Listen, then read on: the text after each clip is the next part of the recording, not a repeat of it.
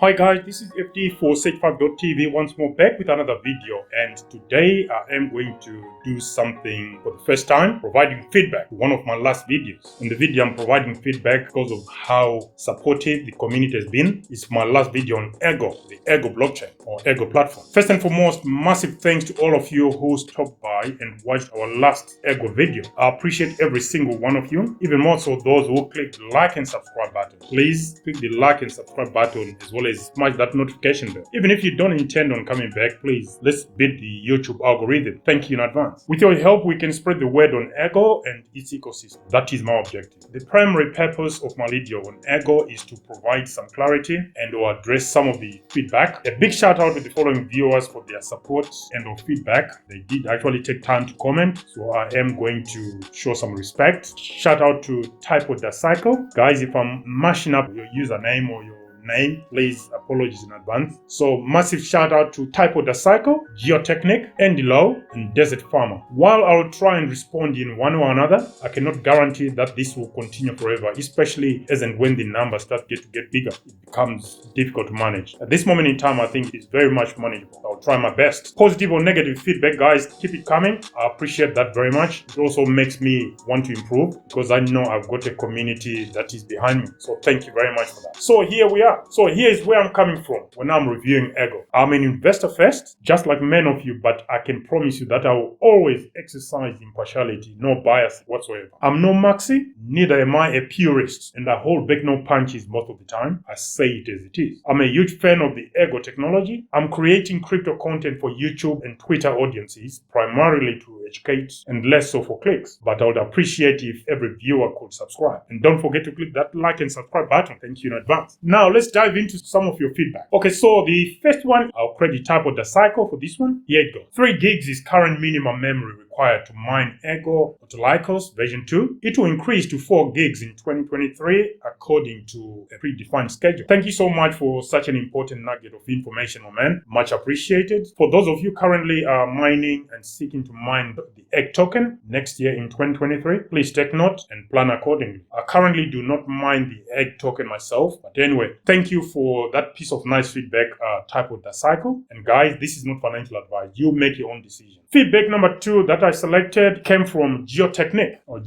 And here it goes. I respect you and the video, man. Just don't forget to make the second revised version next year. LOL. Laugh out loud. Thanks, man. I'm not planning to go away anytime soon. I'm around the Ergo community for the foreseeable future. You see, Ergo for me is an evolving ecosystem, and I'm planning to spread the word and shed some light on the whole Ergo ecosystem, along with so many others here on YouTube and elsewhere. My plan is to produce at least 1 video per month, and that video will be about the Ergo blockchain, covering a variety of subjects across the Ergo ecosystem. It may not be necessarily just about the Ergo token or the Ergo blockchain, but the wider Ergo ecosystem. What do you guys think? Please comment down below. Let me know. Feedback number 3. This one is from Desert Farmer, and here it goes. TPS or transaction per second is kind of mute on Ergo. They had a 15,000 cents in one transaction. I mostly agree with you on all evaluations except initial token issuance, as it was mined, same as BTC. Use case is only going higher, and videos like yours will bring people to at least look at Ergo. I've been using the DEX and Skyharbor NFT marketplace. Stake some in Ergopad. Thanks for the honest take on Ergo. Okay, so this one comes in 3 parts, and thank you very much,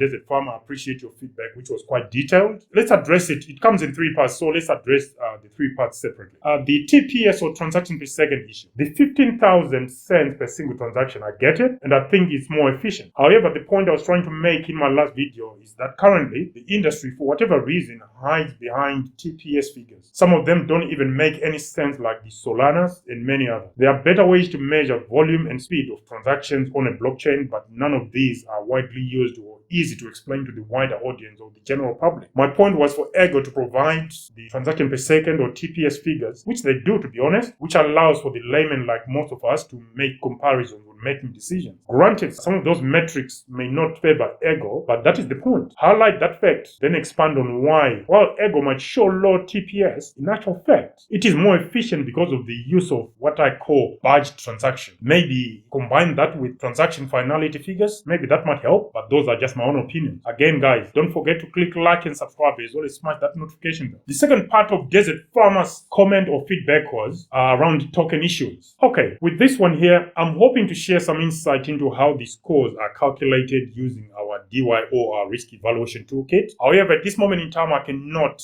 as some of the underpinning concepts are subject to property rights protection applications we are working on. Yes, here I'm talking about pursuing intellectual property rights for protection, as I feel some of the research and methods I used to create the DYOR risk evaluation as feature potential to be turned into a DApp or decentralized application. I don't have a timescale for that, but that is in the pipeline as well. Only then will we make it open source, so need the protection for here now. In the immediate future, I may be able to share more info on this in a private group once there is one up and running that's being worked on as we speak. So all I can say is watch the space, but I take your points on board and I would like to divulge as much information as I can. We are also available on Twitter, so if you can, please, you can follow us on Twitter. We do post some of our updates and some of the moves we make, and we also promote some of the projects we are invested in, or some of our favorite projects, and Ergo will be featured in some of those Twitter posts. The long and short of it is that we apply standard criteria across the board that covers both proof of work and proof of stake to token issuance with some integrated risk control measures. For example, a token issued between 0% to 20% of maximum available may mean a dump might come in the near future. Whether it's proof of stake or it's proof of work, this remains true for both consensus mechanisms. There is always the argument that, say Bitcoin, there is the halving event which actually reduces the amount available to mine at set intervals, and that reduces the chance of a dump at some point. However, this is what I want to bring to everyone's attention. With anything decentralized, be it decentralized relatively enough or enough, if it's decentralized enough to your liking, there's always the chance that the protocol could be modified at any stage to suit the community behind it. That is a major risk as well. That also is true for both consensus mechanisms we are referencing here, i.e. proof of work and proof of stake, and all the variants of proof of stake. And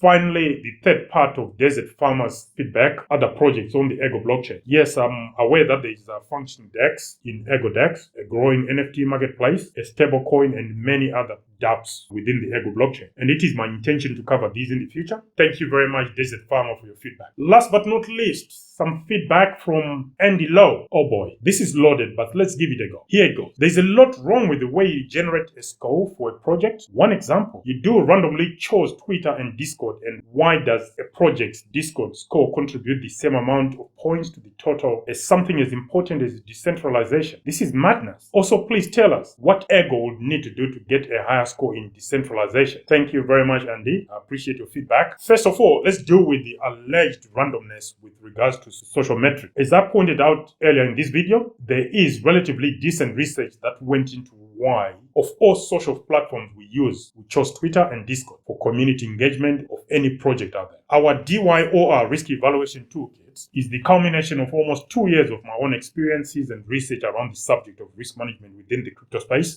Granted, in certain areas, we tend to oversimplify to accommodate for basic understanding of what we view as fundamental when it comes to the masses doing their own research. And as I always state in my videos, the tool we use, that is the DYOR risk evaluation tool, is not a one-size-fits-all, but covers the minimum research anyone could attempt to carry out prior to splashing their hard-earned cash. If you can critique and improve where you see some shortcomings, please, even better, then proceed. The alleged madness on the lack of weighted scores is purely for reasons I just covered. For the general masses to manually apply risk management, it has to be simplified or it's not going to be used at all. So, for example, while you may achieve a 7.5 out of 10 on Discord community engagement, measured using a totally different scale, the same score applied to decentralization is only measuring decentralization within that element's own criteria. It doesn't mean those two mean the same thing. We are not trying to pit decentralization against Discord or Twitter. It's decentralization versus decentralization. I've got a feeling that your own misconception of how the DYOR risk evaluation toolkit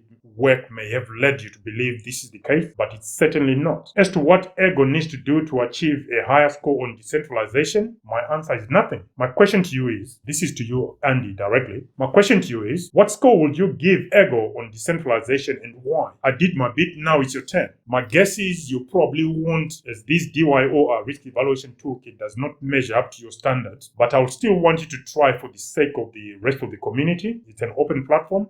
provided feedback, I'm throwing it back at you. If you were to attempt, what would you give it and why? And then part 3 of Andy's feedback, all I can say about this subject is, when considering the first 3 elements of our DYOR risk evaluation kits, be conscious of the trilemma, as this is what those top 3 elements are trying to address. Decentralization, security, and scaling. They sit right at the top for a reason. Going higher on one of these requires a trade-off. Which of the 3 is more important? Even Bitcoin is not 100% decentralized. I'm not sure many of you are aware of that, but it's not 100% decentralized. Which one do you sacrifice? Scalability? Will you really do that at the expense of usage and adoption? Look at Ethereum, for example. In its current form, because of its scalability issues, it's not usable by the masses because it's too expensive. Do you sacrifice security? If you do so, then no users will flock to your blockchain if it is prone to attacks by malicious players. This will always remain a balancing act. It's a trilemma, it's a triangle. You're trying to move within the confines of that triangle. Now over to you, Andy. How would you classify those 3 tenets of the trilemma? Decentralization, security, and scaling, so that we know where you stand on decentralization. It is my belief that the trilemma calls for a trade-off. It depends with the application, but it is always very hard to